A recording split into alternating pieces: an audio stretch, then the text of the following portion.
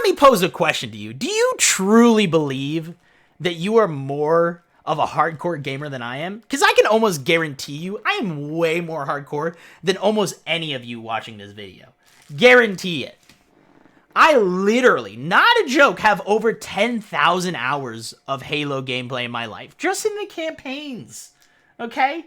And that means that I probably understand how to design Halo better than you do. So ask yourself, do you think you could design a Halo better than me? Do you think yourself a more hardcore gamer than me? Let's talk about that today. We've had a little bit of drama. Ignore that. That's not important.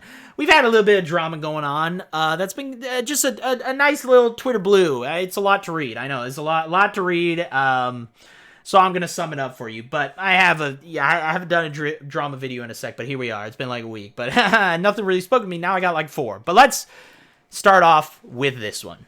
Mr. Fallout, let me introduce you. Now, Fallout was a former Apex Legends pro player. He's now a shoutcaster for the ALGS, which is the Apex Legends pro scene. And I guess he's a director of Microsoft. I don't really know what that's about. Probably should have done my research, but that's fine. But this tweet has kind of been making its rounds, and I wanted to kind of just inform you guys and also just to talk about it, just a smidge. Because I got some ideas and some opinions about it. Now, this is a lot to read. Now, I'm going to sum it up for you. Basically, if you want to go through it, you can. But Fallout is making an argument here that hardcore players and pro players spend so much time, literally thousands of hours playing the game that they play, that they probably know how to design the game that they're playing better than some of the game developers do, because they have more knowledge about the game than the developers do. Now, I want to open with that's true. That is actually very true. There has been plenty of directors and game devs who have mentioned that, like, if you put a game into a player's hands within a year, they will probably know more than the devs. Large part of that being is, remember that developers are a team of people. It's a whole lot of people making one thing.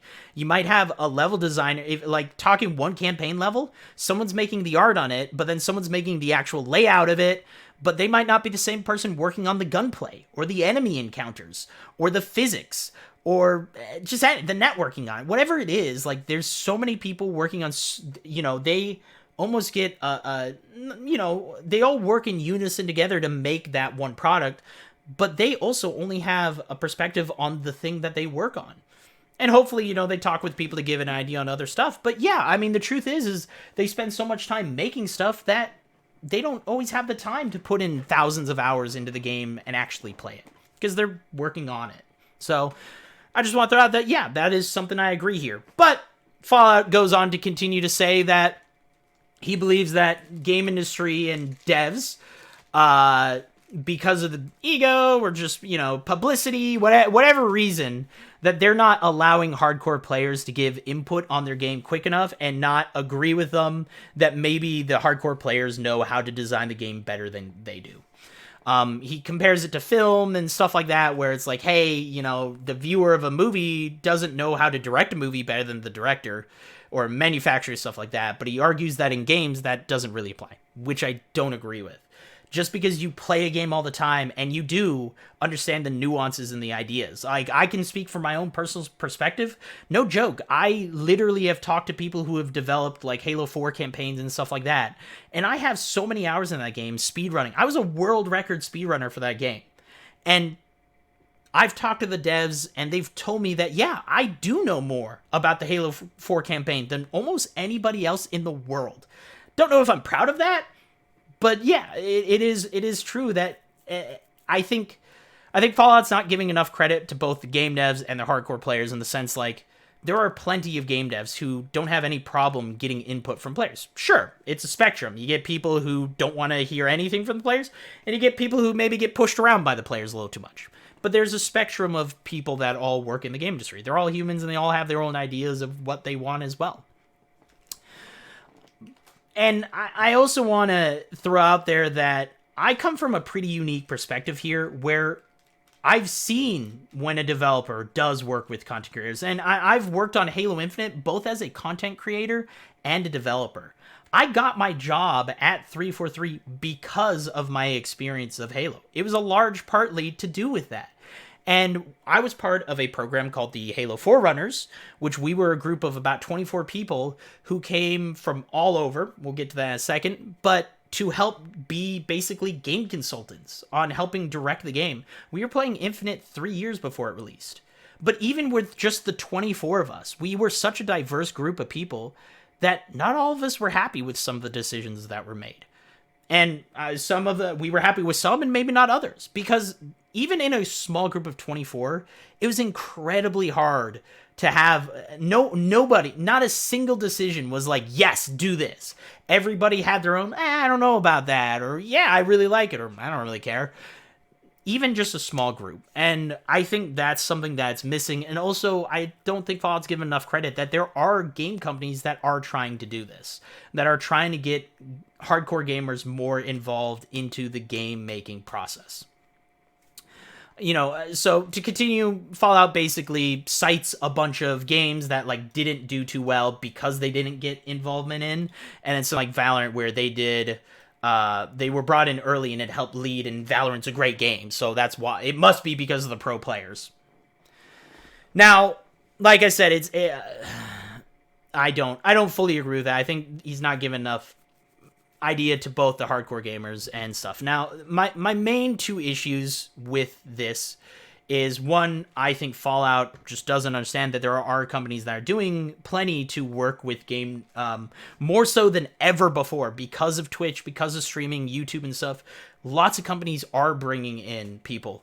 If you saw, I'll show you behind, this one, Disintegration. I know how, sad tale there, but I was brought into Disintegration. I don't even know how I got brought into that, but I was brought in as a Halo fan, and, since Marcus Leto worked on that, one of the founders of Halo, brought in to help talk about the game and discuss about it and stuff early. And Halo Infinite did the same thing. And now with, like, Forge and, like, Fallout's got its own creator thing, and he's saying Unreal Engine, Fortnite, there's so much power in the players' hands that they could be making their own games right now. And some people are. We're seeing Shroud and stuff making their own games with companies, right? So that's one of my issues, is that I think it's just wrong to say that companies aren't doing this, and I am agreeing with him. I think pro players should be brought into the development of game. Now, there's my two issues here. So I'm going to show you two tweets. I think it'll explain things pretty well. Is that, one, this comes from Caps, which is kind of adjacent. Casual players are a majority of the player base. This is my other issue with what that post was talking about. Now, and again, to also give Fallout some credit, he does say that, pro players shouldn't be making unilateral decisions, but you should be working with, and I agree on that. But then Cabs goes on to say is that, truth is, most casuals don't really know what would actually work and what's best for a gameplay. And the people who do is the 0.1%, because they spend so much time on the game versus a casual player. And I'm sure many of people have seen this graph, but Technical FPS, I think, summed it up really well in some of the thoughts that I feel the same way. Is that casuals on the very bottom left, they're people who play like 2 hours a week. They don't really know anything. They're just playing the game because they have fun. Now, a majority of hardcore players sit on the peak of Mount Stupid.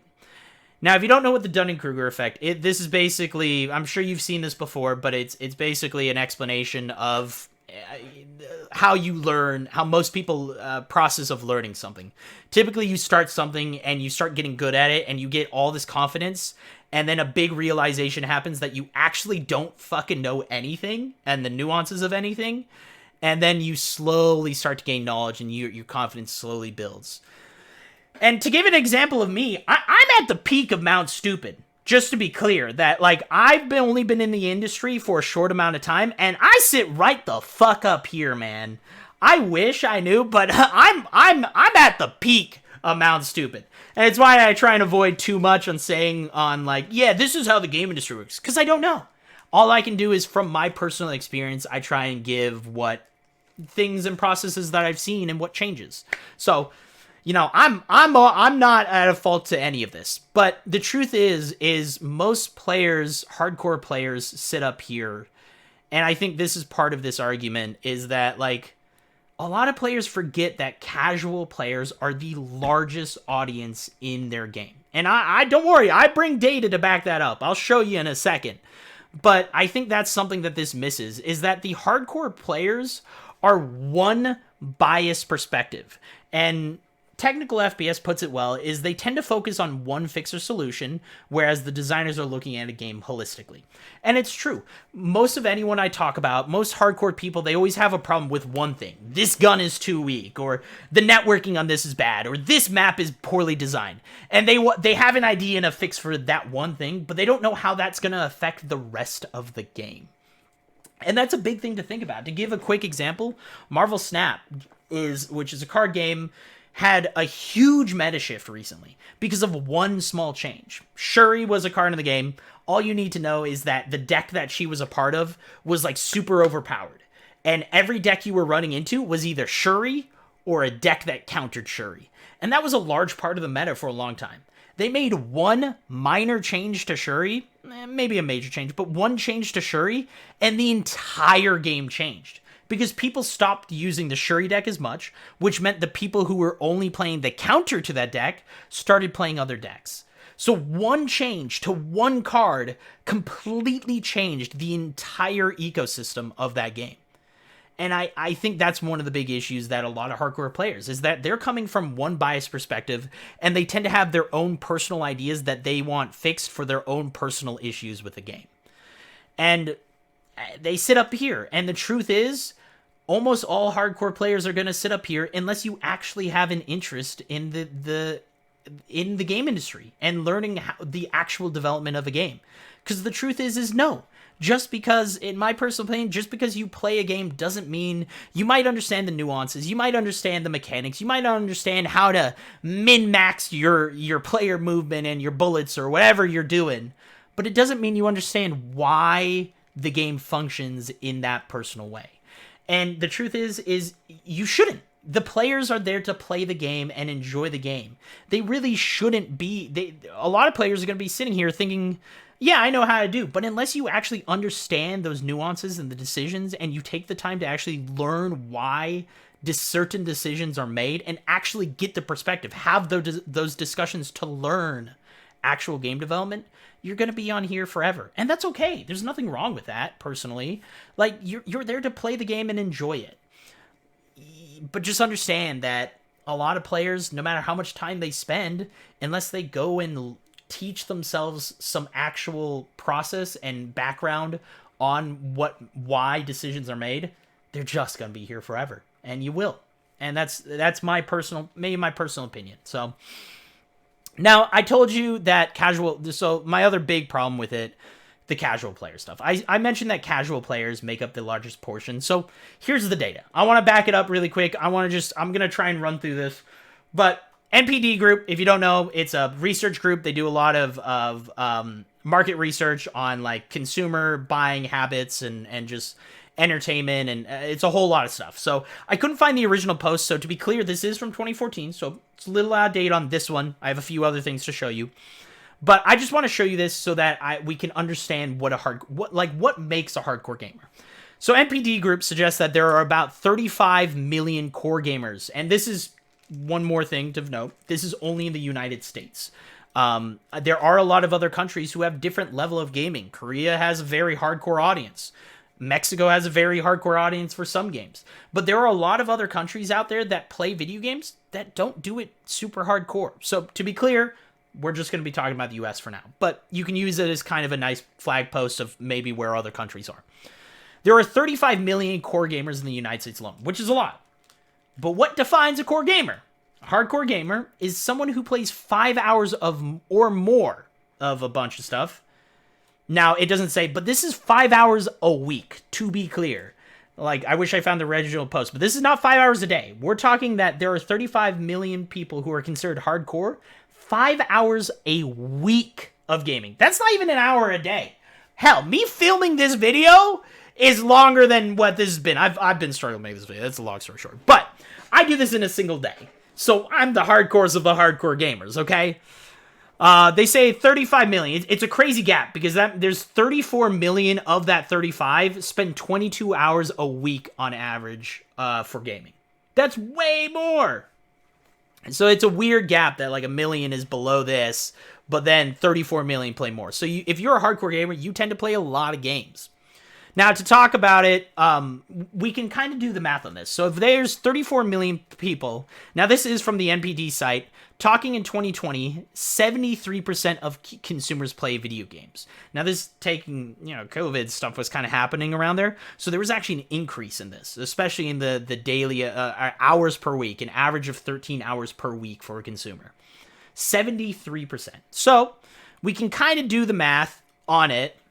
To give you an example, basically take the population of the United States, take 73% of it, take the 34 million core gamers.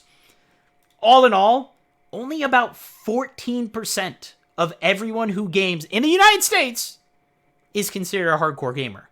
14%. That's it. And if you want more, here's this. It says 60%, well, a little less than, play games casually.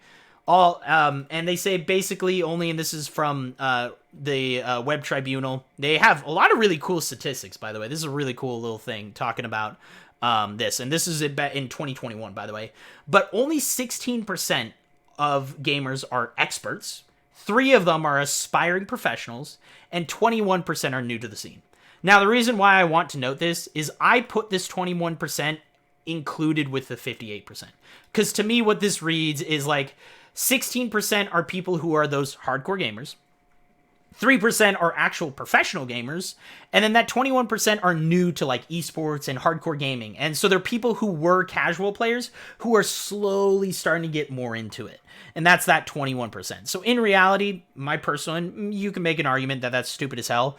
But the way that this is worded and the way that this looks, I believe that this 21% is added onto this, which still puts it to closer to about 80%, which is where, again, that 14%, maybe a little lower, but that means 86% of gamers are considered casual gamers. And that's an audience that can't be forgotten. That remember that these hardcore players who have put so many hours into the game might not know what is good for those casual players. Because again, that's 86% of your people who are spending money on your game. Well, if it's free to play, different thing. Now, there's nothing wrong with trying to cater towards that 14%.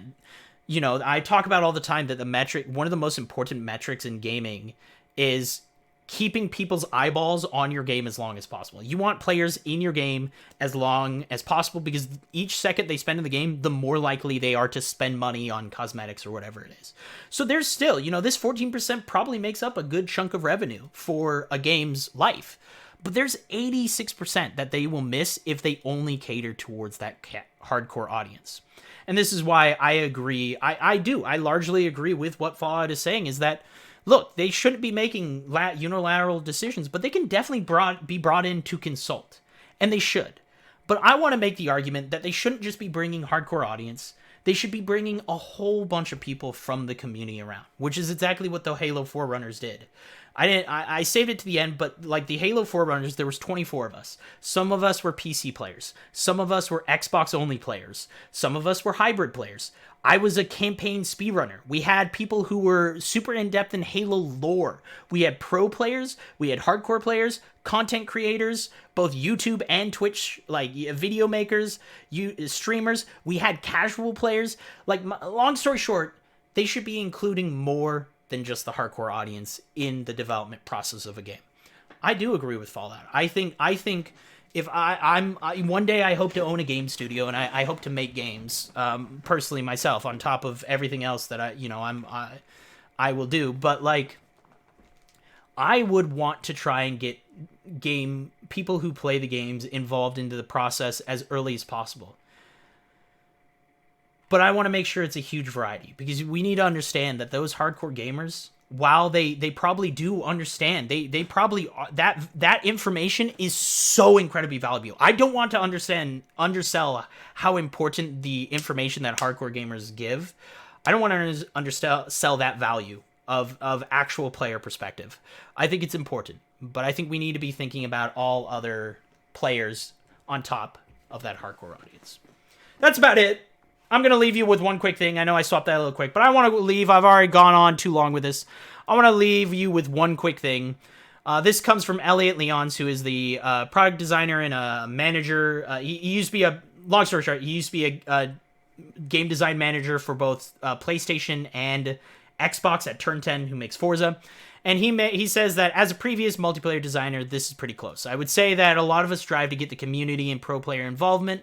There are other powers and red tapes that at times that keep that from happening. I can't tell you how many roundtable player roundtable or visits I've put proposals together for.